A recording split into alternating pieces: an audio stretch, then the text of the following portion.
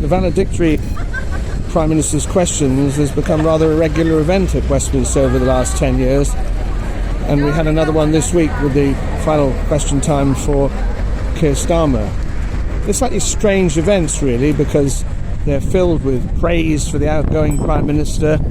The opposition's usually a bit muted. But, of course, a lot of these departures have been actually caused by plotting and scheming and a lack of confidence in the person who's going.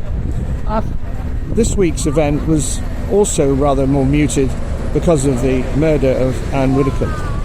And I think very much MPs were reflecting on all sides the increasing perils of being in public office and the dangers, the very real dangers that they face.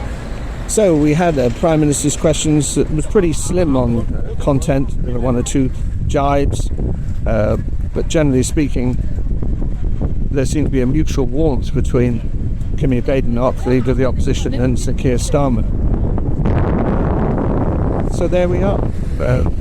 Sir Keir Starmer leaves office, the shortest serving Prime Minister, apart from the 9 months that Ramsay MacDonald had in the 1920s. I remember it well, of course.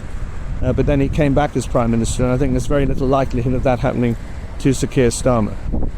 Also, in a week where parliamentary business was being wrapped up, of course, we had the Hillsborough Law finally made its way through the House of Commons when the government finally dropped their aversion to the security services being part of the law. But as many people have reflected, the government only gave in at the last minute. Why put the families of the Hillsborough victims through months and months of concern when the government were going to give in?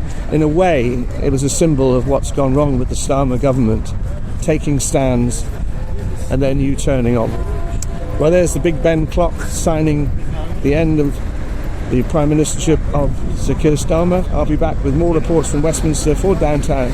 But meanwhile, this is Jim Hancock for Downtown News at Westminster.